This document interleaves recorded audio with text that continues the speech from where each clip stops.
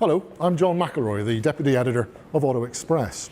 We all know it's tricky at the minute to get into showrooms like this and prod around what could be your next new car, let alone get behind the wheel of it. So Hyundai has asked us to come and give you a sort of a virtual test drive of this, the all-new i20. Now, it might seem strange for a car manufacturer to ask a journalist to give you a verdict straight, but that's exactly what I'm going to do, because we wouldn't agree to do this unless we could be completely impartial. I drove the very first i20 in the UK, this car in fact, last autumn, and we also group tested it against some of its main rivals. And there's nothing I'm going to say here that isn't already in those articles.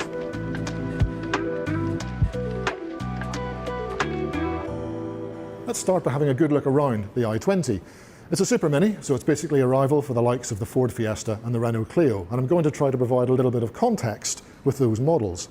If you're a Clio owner, this car's about 1 centimetre shorter and a little bit narrower. If we're comparing it with the Ford Fiesta, it's 3 centimetres shorter, but a little bit wider. Crucially though, the wheelbase of the Hyundai, the gap between the front and the rear axles, is a little bit longer than the Ford's, and that has benefits for cabin packaging, as we'll see later. As for the styling, it's definitely more striking than the old i20, which was a little bit anonymous. More dramatic front headlights, a complex front grille, and some detailed surfacing along the sides. The overall effect is actually quite sporty, even though this car is an entry-level version, so it sits on the smallest wheels in the range. Round at the back, you get this black plastic to help break up the metal in the tailgate. And notice here you get rear parking sensors and a rear view camera, as standard, even though this is the entry-level version. Some of this car's rivals will charge you £400 or even £500 for that sort of feature. As for the boot, there's 351 litres in here. That's a little bit less than you get in a Clio, but it's around 60 litres more than you'll find in the back of a Fiesta. If you do need to carry a longer load with a rear passenger, you can do so. The rear seat folds down in a 60-40 split.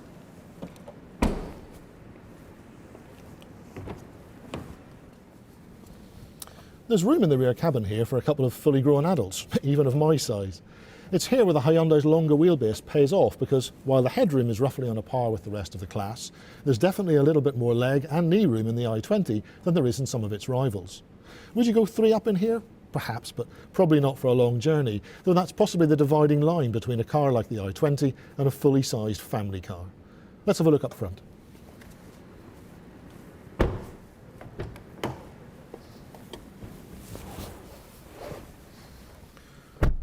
The layout in here is completely new for the i20, and it's smart, neat and functional. There aren't a million buttons all over the place, but there are conventional switches that matter, such as these physical dials for the heating and ventilation, which is more than you get on some other super minis I could mention. There are also buttons here in the steering wheel that allow you to control major infotainment functions, such as adjusting the volume or flicking onto the next track or radio station without having to reach across. The overall effect inside is smart and neat rather than flash. This central panel here could probably do with a bit of grain or texture in the plastic. It looks a little bit plain to me, but there are padded materials in all of the areas where you're likely to rest an arm or an elbow. There's no faulting the tech either. Hyundai's got some of the best infotainment in the business, and it's great to see how it's filtering down onto smaller models. Every i20 gets this 10.25 inch digital instrument cluster as standard, and here, high up on the dashboard, exactly where you'd want it, there's an 8-inch touchscreen infotainment system that is a really slick and easy to use interface. It doesn't have mapping, but it does come with Apple CarPlay and Android Auto as standard, so you can always use your smartphone for navigation instead. Should you go for one of the higher end i20s, by the way, a premium or an ultimate, this will be swapped out and you'll get a 10.25 inch system in here, which does have its own navigation. If you're wondering about oddment space, the glove box is a decent size, the door bins are big enough for large bottles, and there's a useful tray down here in the bottom of the centre console, along with 2 USB charging sockets. It might not be quite large enough for the biggest smartphones on the market though. So that's the i20 inside and out, but you clicked on this because it's a test drive, right? So let's take it out onto the road. Regardless of which trim level you go for, there's only one engine option in the i20 at the moment, at least until the N and N-Lines versions turn up later this year. It's a 1-litre, 3-cylinder engine producing 99 brake horsepower and 172 Newton-meters of torque, similar figures to what you'll find in some of the big selling Clios and Fiestas. Where Hyundai has been a bit clever is in its use of 48-volt mild hybrid technology. The i20 gets an integrated starter generator and a small lithium-ion battery. Again, technology that's usually reserved for more expensive cars. And it's all designed to improve performance when required and give you an efficiency boost when possible. What you end up with in everyday use is an engine that pulls sweetly from around 1500 RPM up to 3,500 revs, by which point its best work is done and the dashboard display will prompt you to shift up a gear. Speaking of which, the transmission is pretty trick. You can get an i20 with a 7-speed dual-clutch automatic, but this car has the 6-speed manual, what Hyundai calls the intelligent manual transmission. It's quite clever in that it doesn't have a physical connection between the clutch pedal and the clutch. Instead, it uses a sensor and then activates or deactivates the clutch itself. It sounds complex, and I suppose it is, but what it means on the move is that the car can cut the engine out on the fly when you're cruising along, even when you're in gear.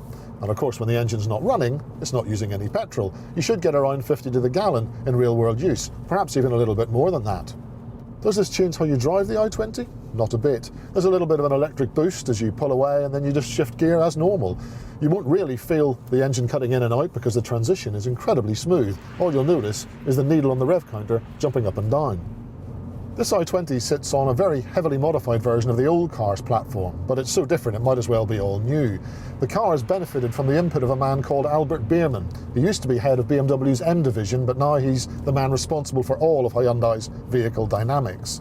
Now, Biermann's a keen driver. I know this because I've sat beside him testing other Hyundais on UK roads, and there was no way he was going to settle for a sloppy chassis, and it shows. The i20 really is one of the sweetest driving cars in the class now, with crisp turn-in, quick, responsive steering, and body roll that's kept really well in check in the corners.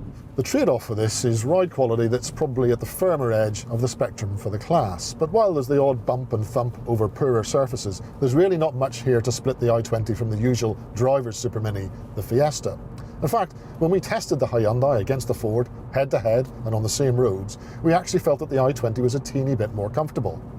The smaller wheels on this entry-level edition may have helped a little bit with this though, so we'd check carefully before going for a posher version on larger alloys.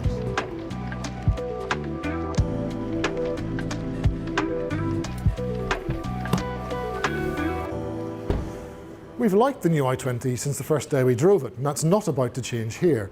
There are some stellar super minis out there like the Fiesta and Clio, but with this generation of i20, Hyundai really has a car that deserves to be considered right among them. It's spacious, good to drive, refined and practical, and it probably has the best infotainment system in the whole class. It's definitely worth the 4-star rating that we've given it, and when you take into account the PCP deals, the deposit and the monthly payments, it also undercuts quite a few of its rivals as well. Sounds like a win-win to me.